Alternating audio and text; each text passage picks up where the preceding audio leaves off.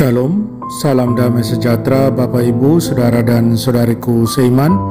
Senang berjumpa kembali dengan Anda dalam permenungan harian Sabda Tuhan, Embun Sabda, Sabtu 11 Desember 2021. Semoga Anda dalam keadaan sehat walafiat, tetap semangat, tetap tersenyum, dan tetap berpengharapan pada Tuhan kita Yesus Kristus. Anda selalu dalam lindungan kasih Tuhan.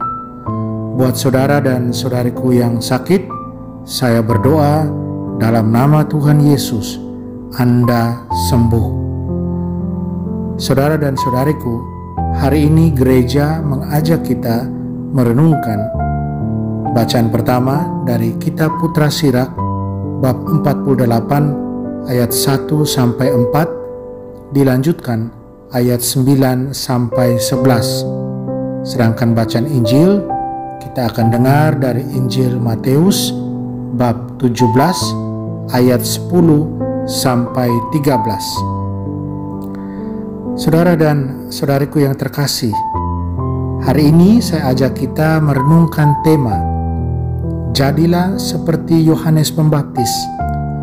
Persiapkanlah kedatangan Tuhan dengan baik. Saudara dan saudariku, Tuhan memberikan tanda-tanda kepada kita manusia karena Dia mau menunjukkan kepada kita apa yang akan Dia buat, apa kehendaknya, apa rencananya buat kita. Dan yang pasti, rencana Tuhan buat kita yang percaya kepadanya adalah baik adanya. Dan dalam Injil hari ini kita akan dengar Yesus berbicara soal satu tanda, yaitu Yohanes Pembaptis. Dalam diri Yohanes Pembaptis, Yohanes Pembaptis adalah dia yang menunjuk kepada Yesus. Dia yang mempersiapkan jalan bagi kedatangan Tuhan, kedatangan Yesus. Yohanes memenuhi tugas penting semua nabi. Dia menjadi jari yang menunjuk pada Kristus, pada Yesus Kristus. Yohanes adalah nabi terakhir dan terbesar dari kerajaan lama, dari perjanjian lama. Kita tahu orang-orang Yahudi, mereka mengharapkan bahwa ketika Mesias akan datang, Elia akan muncul untuk mengumumkan kehadiran Sang Mesias. Di sini Yesus mau mengatakan bahwa Yohanes Pembaptis, dia mengisi peran Elia dan dia mempersiapkan jalan bagi kedatangan Sang Mesias, Yesus Kristus, dengan mengkhotbahkan baptisan pertobatan dan pembaruan. Yohanes sungguh mempersiapkan kedatangan Mesias, dan kesungguhan itu kemudian dia buktikan dengan lebih meyakinkan dengan kemartiran yang dia alami.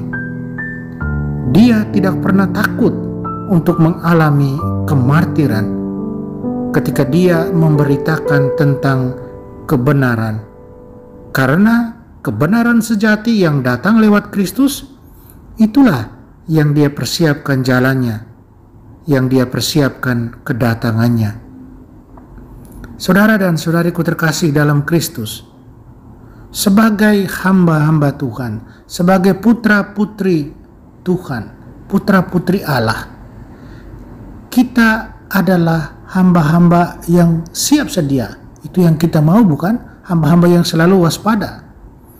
Karena kita adalah hamba-hamba yang selalu siap sedia, selalu waspada karena iman kita pada Tuhan, kita juga harus bersiap untuk kedatangan Tuhan kembali dengan apa? Dengan menjauhi dosa dan dari segala sesuatu yang menghalangi kita untuk mengejar kehendak-Nya. Kita menjauhi itu semua. Pertanyaan buat kita, apakah kita ingin melakukan kehendak Tuhan? Dan apakah kita siap untuk bertemu Tuhan Yesus ketika Dia datang kembali dalam kemuliaan? Saya kira jawabannya pasti buat kita semua yang percaya pada Tuhan, ya, kita siap.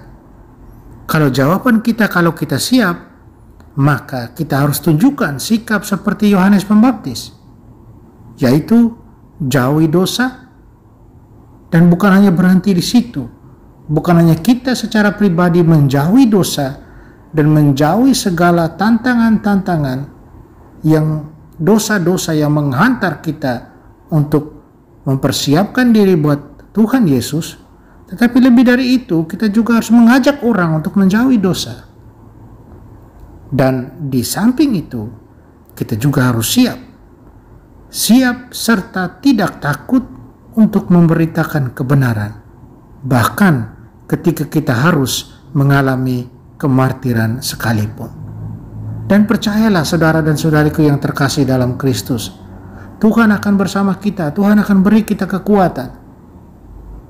Karena dengan kesiapan kita tunjukkan kita punya iman padanya, kita cinta Tuhan. Dan kita mau buat sesuatu untuk menunjukkan cinta kita pada Tuhan. Kita persiapkan jalan untuk bertemu dengannya ketika dia datang kembali. Amin. Mari kita berdoa, mohon kekuatan dari Tuhan. Tuhan Yesus, bangkitkan semangat kami untuk kebenaran-Mu dan untuk kerajaan-Mu. Bebaskan kami dari rasa puas diri dan dari kompromi dengan jalan-jalan dosa dan keduniawian, agar kami dengan sepenuh hati mengabdi kepada-Mu dan kerajaan-Mu. Amin. Mari kita mohon berkat dari Tuhan. Tuhan serta-Mu dan serta-Mu juga.